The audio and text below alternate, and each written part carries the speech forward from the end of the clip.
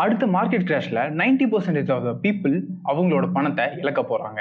ஆனா இதுல மேட்டர் என்னன்னா அவங்களுக்கே தெரியாது அவங்க எப்படி இழக்க போறாங்கன்னு. நியூஸை பார்ப்பாங்க, உடனே போர்ட்ஃபோலியோ வந்து ரெட் ஆகும், உடனே லாஸை லாக் பண்ணிட்டு நிறைய பேர் அவங்க ஸ்டாக்ஸை செல் பண்ணிட்டு வெளியே தான் வர பார்ப்பாங்க. பட் இதே கிராஷ்ல ஒரு குட்டி குரூப் வந்து பாத்தீங்கன்னா நான் போட்ட அமௌண்ட்டை விட அதிகமா சம்பாரிச்சுட்டு வெளியே வருவாங்க. அவங்க ரெண்டு பேத்துக்கு என்ன டிஃபரன்ஸ்னா, இவங்களுக்கு ஒன்றும் பெருசா நாலேஜ்லாம் இருக்க போறது இல்லை, இவங்களுக்கு பெரிய ஸ்ட்ராட்டஜிலாம் தெரிய போறது இல்லை. பட் இவங்க இன்கேஸ் மார்க்கெட் கிராஷ் ஆனா என்ன பண்ணுன்ற ஒரு ப்ரிப்பரேஷன்ல ஒரு ஸ்டெப் அஹெடா இருப்பாங்க. அந்த ரீசன்னால தான் இவங்கனால ப்ராஃபிட்ஸ் பார்க்க முடியுது. ஸோ இந்த வீடியோல நம்ம என்ன பார்க்க போறோம்னா, மார்க்கெட் கிராஷ் டைம்ல என்ன நடக்குது, ஏன் majority of the people lose பண்றாங்க, ஏன் minority of the people win பண்றாங்கறத ஸ்டெப் பை ஸ்டெப்பா பார்க்கலாம். ஸோ ஒன்ஸ் இந்த வீடியோ முடிஞ்சோடனே மார்க்கெட் கிராஷ் அப்படின்ற வேர்ட் கேட்டாலே உங்களுக்கு அது ஒரு ஆப்பர்ச்சுனிட்டியா தோணுதா இல்ல அது ஒரு பயன்ற மாதிரி ஃபீல் கொடுக்குதான்றத மறக்காம கமெண்ட் பண்ணிட்டு போங்க. ஸோ நம்ம ஒரு விஷயத்தை கேள்விப்பட்டிருப்போம், காம்பவுண்டிங் எப்படி ஒரு வெல்த்தை பில்ட் பண்ணும் அப்படின்ட்டு.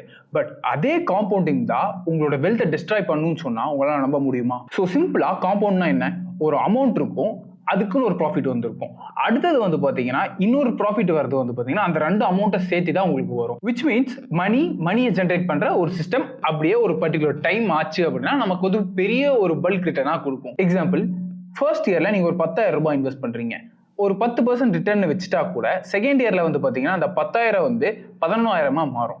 அதே இன்னொரு 10% ரிட்டர்ன் அப்படின்னா தேர்ட் இயர் ஸ்டார்டிங்ல உங்ககிட்ட 12,100 ரூபாய் இருக்கும். இதுதான் காம்பவுண்டிங்கோட மேஜிக். இதே அந்த தேர்ட் இயர் முடிவில் ஒரு மார்க்கெட் கிராஷ் வருது, கிட்டத்தட்ட ஒரு 40% உங்க மார்க்கெட் டவுன் ஆகுது அப்படின்னா அந்த 12,100ல 40% போக கிட்டத்தட்ட 7,200 ரூபாய் வந்து பாத்தீங்கன்னா உங்க போர்ட்ஃபோலியோல இருக்கும். இதுல கவனிச்சிங்கன்னா ப்ராஃபிட் மட்டும் இல்ல, உங்களோட ஒரிஜினல் மணி கூட இதுல வந்து அஃபெக்ட் ஆகுது. ஸோ இங்கதான் ஒரு இம்பார்ட்டன்டான விஷயத்த நிறைய பேர் மிஸ் பண்றாங்க. கிட்டத்தட்ட லாஸ் ஆன 40% வந்து திரும்பி ரிகவர் ஆனா போதும் என்னோட போர்ட்ஃபோலியோ வந்து நில், அதாவது பிரேக் ஈவன்ல வந்துரும் நினைப்பாங்க. கிட்டத்தட்ட 67% ரிகவர் ஆனா மட்டும் தான் உங்க போர்ட்ஃபோலியோ வந்து பிரேக் ஈவன் ஸ்டேட்டுக்கே வரும். இந்த கான்செப்ட் பேரு தான் லாஸ் ஏசிமெட்ரி. லாஸ் சின்னதானா கூட அது ரிகவரி ஆகிறதுக்கான அமௌண்ட்டோ இல்ல டைமோ அதை விட கொஞ்சம் அதிகமா தேவைப்படுது. இந்த ஒரு மேஜர் ரீசன்னால தான் கிராஷ் டைம்ல நிறைய பேர் அவங்க ஸ்டாக்ஸை செல் பண்றாங்க.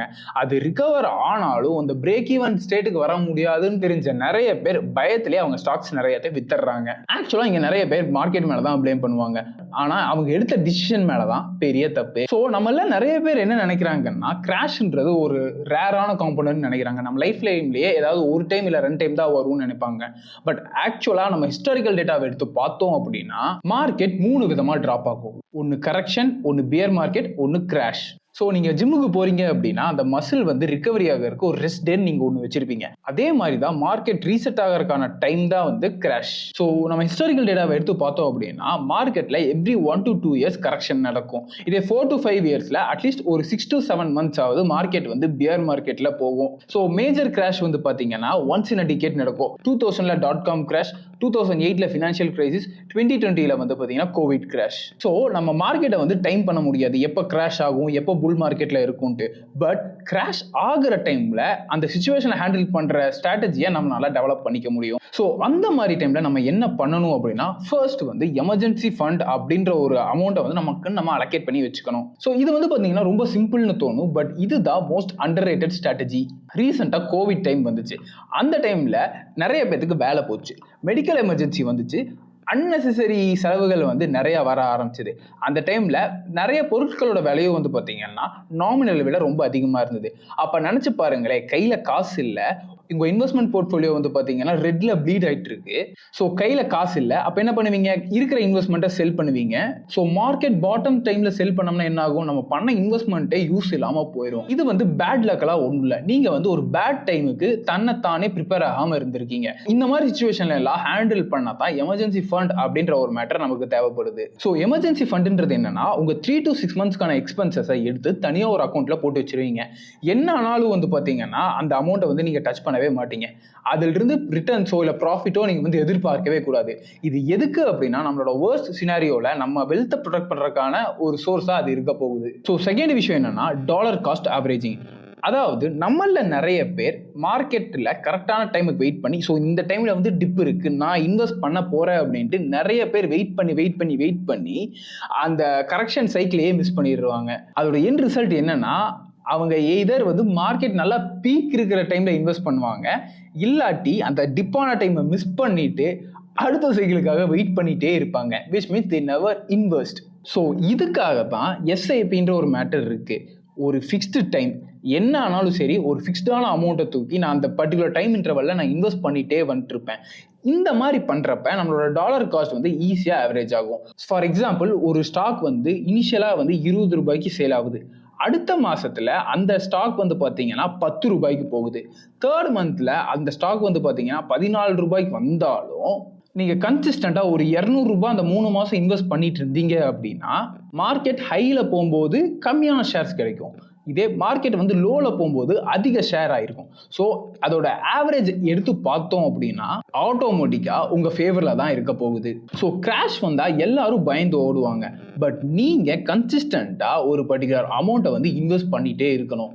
அப்படி பண்றப்ப நிறைய ஸ்டாக்ஸை உங்களால வந்து சீப்பா வாங்க முடியும். எஸ்ஐபியில் இருக்க ஒரு இம்பார்ட்டன்ட் மேட்டர் என்ன அப்படின்னா, தயவு செஞ்சு அதை ஆட்டோமேட் பண்ணிருங்க.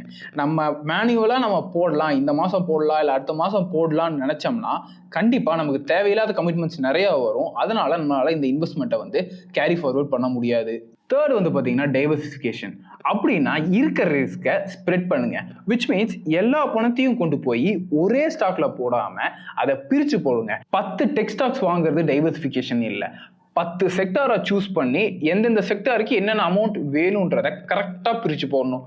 கோல்டுக்கு ஒரு 5 to 10%, சில்வருக்கு ஒரு 5%, யூஎஸ் மார்க்கெட்டுக்கு ஒரு பர்டிகுலர் பர்சன்ட், பாண்ட்ல ஒரு பர்டிகுலர் பர்சன்ட், இண்டெக்ஸ் ஃபண்ட்ஸ்ல ஒரு மேஜர் பர்சன்ட். இப்படி நீங்க உங்க போர்ட்ஃபோலியோவை டைவர்சிஃபை பண்ணி போட்டீங்க அப்படின்னா ஏதாவது ஒரு செக்டர் இல்ல ஏதாவது ஒரு டொமைன் விழுந்தாலும் ஆட்டோமேட்டிக்கா இன்னொரு டொமைன் நம்மளை காப்பாற்ற தான் போகுது. ஸோ இதைத்தான் ரீபேலன்சிங்னு சொல்லுவாங்க. ஒரு இடத்துல ப்ராஃபிட் வருது, ஒரு இடத்துல லாஸ் ஆகுது அப்படின்னா அந்த ப்ராஃபிட்டை தூக்கி இந்த லாஸ்ல போட்டு அந்த பிரேக் ஈவனை நம்ம அட்டைன் பண்ண முடியும். இப்போ ஏதாவது ஒரு ஸ்டாக் திரும்பி ப்ராஃபிட் நமக்கு கிடைச்சது அப்படின்னா ஆட்டோமேட்டிக்கா நம்மளோட போர்ட்ஃபோலியோட வேல்யூ இன்க்ரீஸ் ஆகத்தான் போகுது. அண்ட் ஃபோர்த் கேட்டகரி என்னன்னா சைக்காலஜி. நம்ம நிறைய பேருக்கு நிறைய விஷயம் தெரியும், நிறைய ஸ்ட்ராட்டஜி தெரியும், தங்கம் வாங்கணும்ன்றது நமக்கு தெரியும். பட் அதை கரெக்டாக நம்ம ஃபாலோ பண்ணுவோமான்னு கேட்டால் டெஃபினட்டாக இல்லை. ஸோ ஒரு கிராஷ் நடக்குதுன்னா என்ன ஆகும்? நம்ம மார்க்கெட் வந்து பார்த்தீங்கன்னா ரெட் கலரில் ப்ளீட் ஆகும். உடனே நம்ம பிரெயின் என்ன அலர்ட் பண்ணுவோம் அப்படின்னா எல்லாத்தையும் செல் பண்ணிடு, இருக்கிறத அட்லீஸ்ட் காப்பாற்றிக்கோன்னு சொல்லுவோம். என்னோட பைக் 1 லிட்டர் பெட்ரோலுக்கு கிட்டத்தட்ட 40 கிலோமீட்டர் மைலேஜ் தரும். நான் ஹைவேல போனேன் அப்படின்னா அந்த 40 கிலோமீட்டர்ன்றது 45-46 வர போகும்.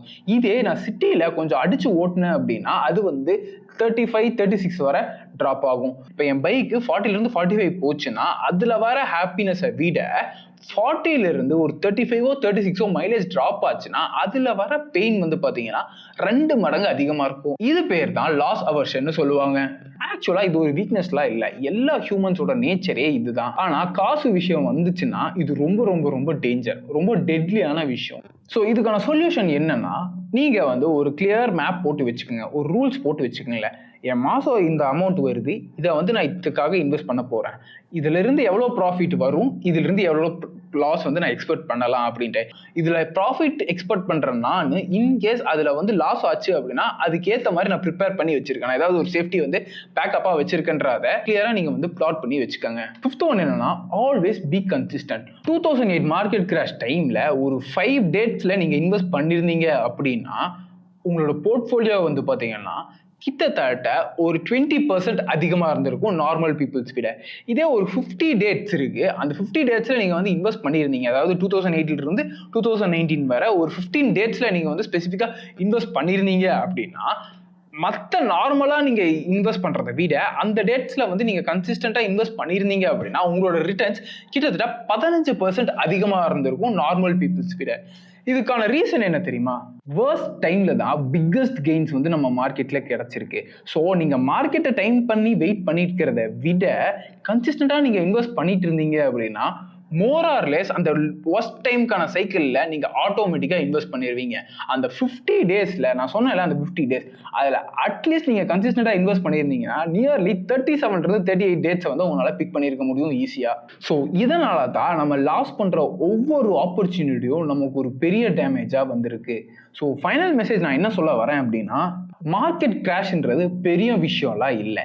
யார் யாரெல்லாம் வந்து ப்ரிப்பேர் ஆகலையோ அவங்களுக்கு இது ஒரு பெரிய டேஞ்சராக இருக்க போகுது. இன்கேஸ் நீங்கள் வந்து வெல் ப்ரிப்பேர்டாக இருக்கீங்க அப்படின்னா definitely you're going to see a opportunity in every crash that market faces. So நாளைக்கு ஒரு மார்க்கெட் கிராஷ் நடக்க போகுது அப்படின்னா அது உங்களை ப்ரோக் பீப்புளாக மாற்ற போகுதா இல்லை ஆப்பர்ச்சுனிஸ்டிக் பீப்புளாக மாற்ற போகுதான்ற டெசிஷன் உங்கள் கையில் தான் இருக்குது.